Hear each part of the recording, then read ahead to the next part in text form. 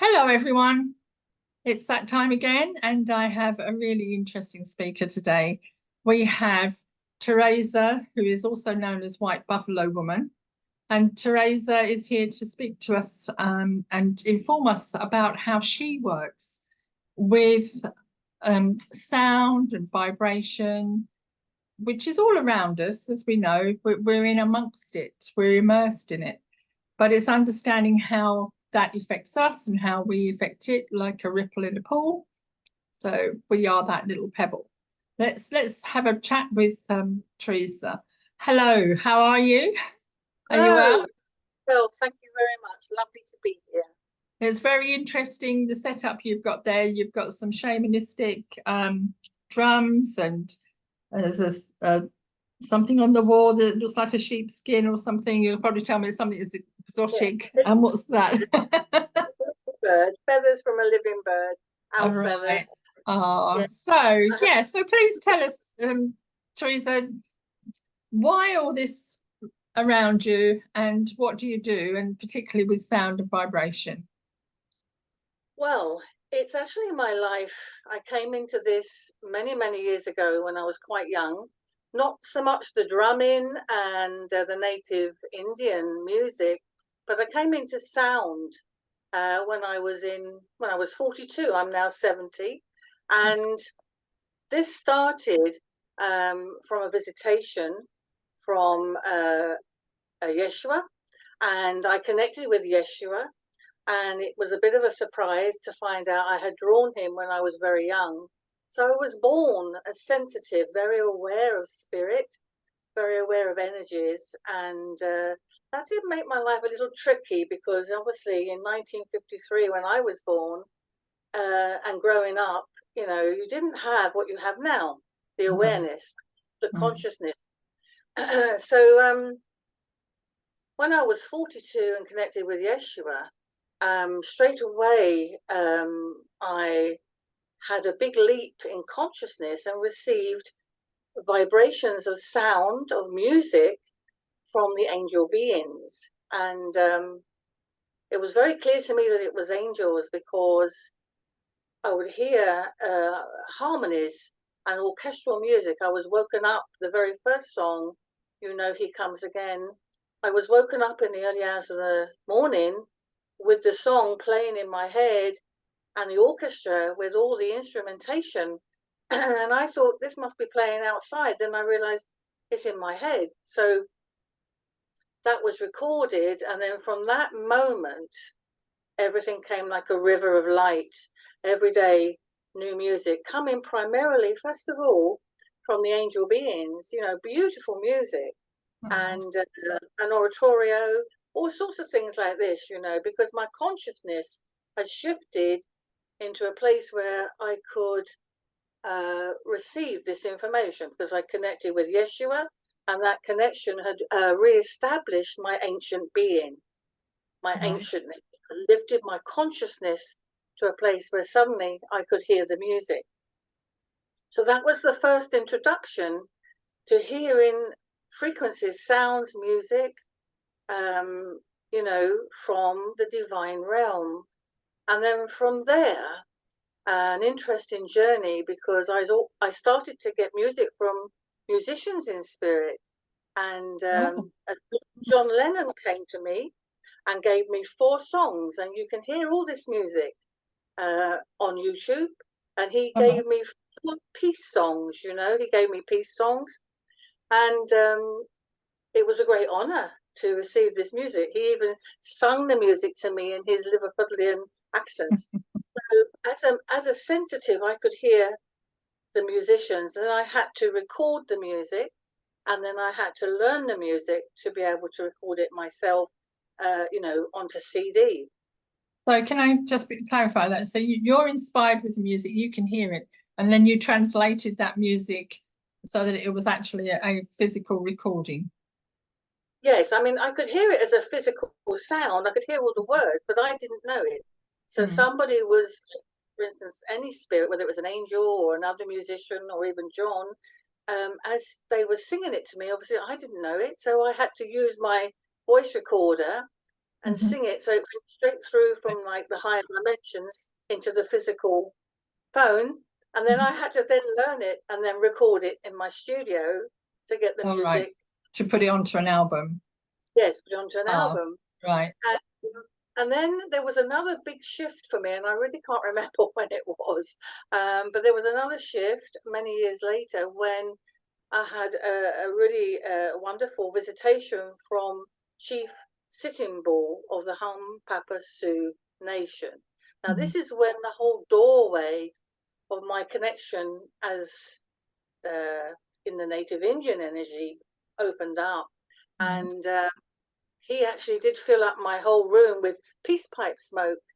And it was most amazing signs of his presence. And he said that we wish you to receive the music of the council of 21 chiefs.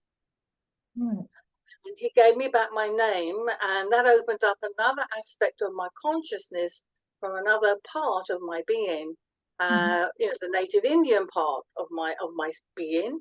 And from that moment, so many songs started to come every day from the council of 21.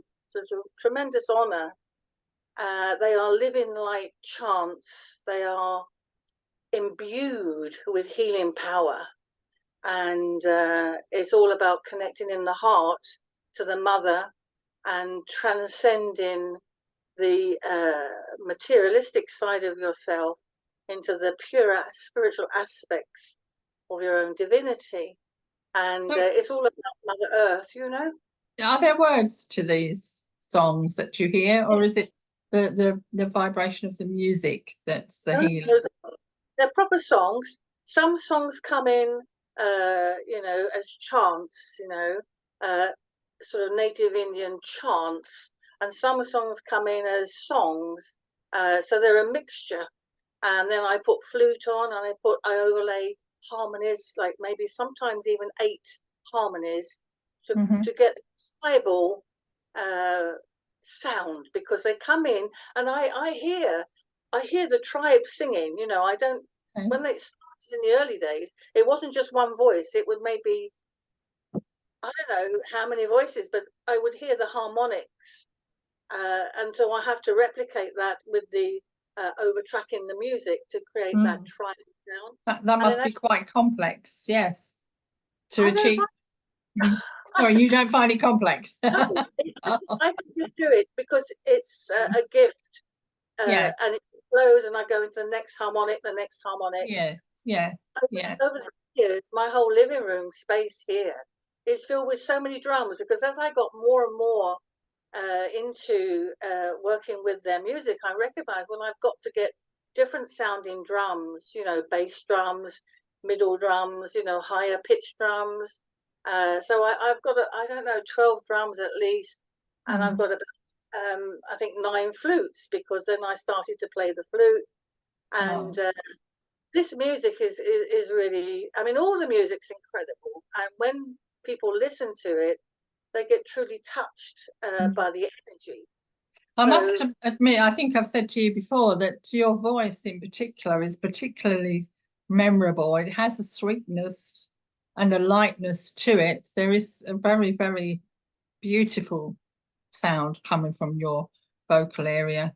It's nice. So how does this, how do you heal other people with this then? Obviously, you've got your music and you have your records, your recordings, which people can avail themselves of. But how do you work with an individual? If I was to send someone to you or recommend you to someone, how would you work with them? Well, because I have an innate wisdom of the healing power of sound, vibration, and music, the first thing I would do would be to attune to the soul of that person and look at their energy field and see, you know, the chakras and the aura. Then I would be able to ascertain, with the help of spirit, what they needed, and then I would apply the music or the drum or the sounds, because I have ancient singing bowl as well. So it could be vocal, it could be drum, it could be music, it could be a sound bath, it's really the whole aspect of it is very personalized, designed to link them to their own healing power, because within us all, as you know, we're able to heal ourselves, and what we do is we trigger that healing within the soul energy of the person. So it's very personalized, you know, and I would recommend not just the sound, I may recommend whatever is coming through from those that I work with in spirit, the higher beings of light, because I don't work alone, obviously. So is this in your workplace? Is it in your own home, or do you work outside? And do people come, do you work in groups, or is it always an individual? I work in groups. I run, in fact, I'm just about to start a new project local to me, which is music, movement and drumming and singing. So the idea is to treat the whole being, to loosen up with some movement, then to allow sound through so you can connect, and then to drum and to journey and connect to your higher self and spirit. So I work with sacred gatherings and have done for a very, very long time all over the southeast of England. And I also have gatherings, smaller gatherings in my home. And obviously, if I'm doing one-to-ones, it's within my home in Kent. You know, my whole life has been working with others, you know, since I was very young, really. Yes, and do you favour any particular aspect of sound healing or working with people? Is there something that you feel more akin to, more inclined to? Do I favour? I think the drum is very powerful. Sometimes I'll work with the bowl, depending on the subtlety of the healing needed. The drum is a very powerful healing tool, and the voice to bring through, because sometimes the spirits sing through me. So if I'm drumming on a soul and I'm bringing them healing and bringing them connection, then their guides will want to sing their mantras to them. So I allow their guides to come in and use my vocal cords to bring in their personal mantra or chant, you know, so they can sing for their own personal healing. Yes, and so would they be able to take this away with them as a recording, or is that just something they have to feel again or memorize? Well, in modern day now, we have all the things with our phones, so they just simply have to put their phone on, press their voice recorder, and I can sing the song, or they can sing the song, and then they've got it to use themselves. This is how I now make all my music. In the early days, it was all cassettes. So I have hundreds of cassettes, and now it's simple just to place everything. So it's very personalized. It's very deep, it's very personalized healing. So did you learn all this through your intuition and your interaction with guides and spirit, or did you go anywhere to learn? I mean, some of the shaman objects behind you, did you actually work with any living shaman at all?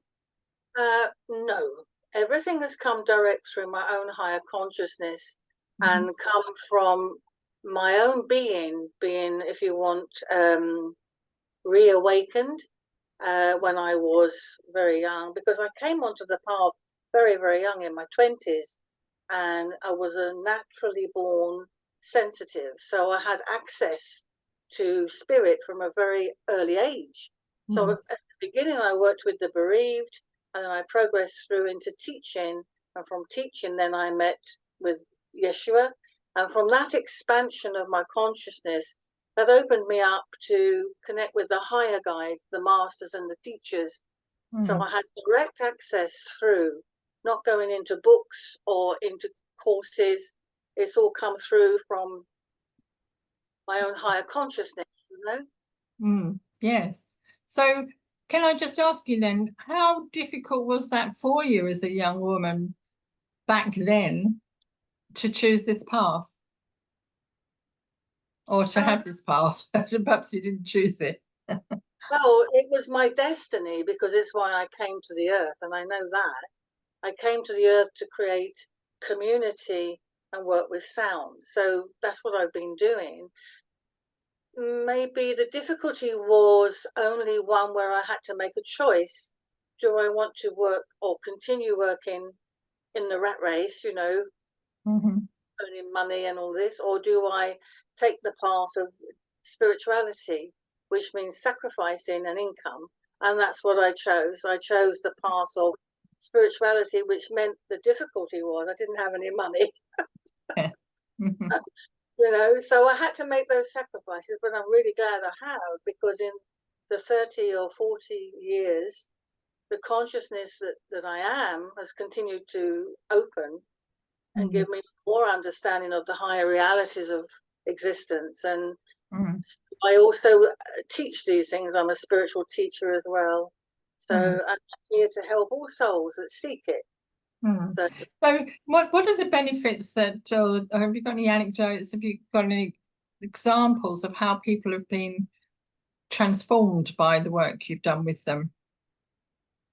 Yes, over the years, when COVID was happening, for instance, a lot of my work had to be online, and the greatest blessing is to reunite souls with their beloved ones in spirit, to be a vessel to channel through the voice and the energy of their beloved. So that's tremendously uplifting and healing for them and changes their life.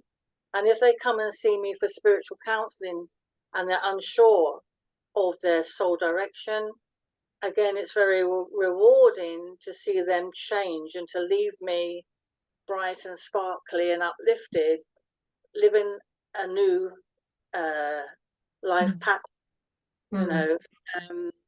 I've never really been one to have all people compliment me in the written word. It's more like they speak to me one-to-one, and I quietly do my work. It's very quietly done. Do you think you're a little bit reclusive then? Is that part of your persona, that you are reflective and reclusive? I'm very reclusive in the sense that my home is a living light center and has been for over 20 years. And in that way, I can hold very high vibrational gatherings in my home. And I don't really like to mix energies in towns and cities. I'm very sensitive to vibrations, and I find them very discordant. So I'd like to just be in my higher vibrational reality, which is one of love and light. And so that when people do come to my home, they can totally be imbued with the vibrations that are being held here. So yes, I suppose I am reclusive, but I would like to expand my work, and I am open to traveling if anybody would like me to visit their village or town to hold a gathering. I'm very open to that. That's interesting, because that was my next question, is where do you go from here? You've mentioned a few times that you're 70, which in today's age of longevity is still young, and there's more ahead. So I was thinking, right, so what is your mission? You're living your mission, but what would you like for yourself next? So you've mentioned traveling. So I know there are lots and lots of beautiful retreats and centres who are aligned with what you're doing and what you're saying. Have you reached out to them, or are you waiting for the opportunities to come to you? And can we help you? I would like to help more souls, and I do not want to make the work that I do too expensive for them. So I work diligently with hiring spaces that don't cost too much money for me, so I can hold spaces for people to come that don't cost them too much money to attend. I haven't been reaching out to retreat centers or holistic centers, but I'm very open to anyone that wants to contact me, but I like to keep everything very affordable. because so many people want to come into this energy and be part of this energy, but they may not have the funds to do it. So my whole life really has been one of keeping everything affordable, because my principles are on a very high level. This is a divine service. Yeah. So I have hired a community centre, which starts at the end of April, and that will be a monthly gathering. Now that's in Kent, in Paddock Wood. But again, I'm happy to travel to any retreat centre or community centre, because I feel my mission is to continue to hold the divine vibration of love and light to the earth, and every soul I meet, to help them awaken to who they are and their divine purpose, you know. So especially with the way the world is now, with the crises in the world, I think more than ever we need to come together to support one another, to love and care for one another, and to realize that soul community is open to every single person, no matter caste or creed or gender. You know, we are really just one human family. Yes, I agree with that. So how can people contact you then? What's your email address or your website address? Well, best to contact me through my email, which is theresamatthew@gmail.com. I'm always on Facebook. On Facebook, Theresa Matthew. They can contact me there. Not through my website, but they could go into the website. I believe it links them to Facebook. That is www.radiantsounds.co.uk. And but on Facebook I have a group, so Facebook's very active for me. It's how I do all my networking. Yes, that's lovely. So all of those details will be put into the description below, and that goes with this recording. And and there's a lot of food for thought there and hope for the future. So I'm very much appreciate talking to you then, Theresa. Can I just ask, is Theresa with a H? Yes. Theresa? Yeah, just in case somebody's scribbling it down. Yes, Theresa. Matthew with no S. Everyone puts an S on Matthew, but it's the Matthew, Theresa Matthew. And it's been a joy to share a little bit of my life, which has been very unusual. And I look forward to any feedback from your listeners. I suggest everybody goes on to YouTube for your music, is it? Yes, on YouTube. It's Theresa Whitebuffalowoman. That's the YouTube to listen to the music. I'm also on Spotify as Theresa Whitebuffalowoman. So the Whitebuffalowoman is all together, and they can download the music on Spotify or YouTube. Wonderful. Available. Okay, well, thank you very much, Theresa. Goodbye, everyone. See you again soon. Bye. Bye-bye.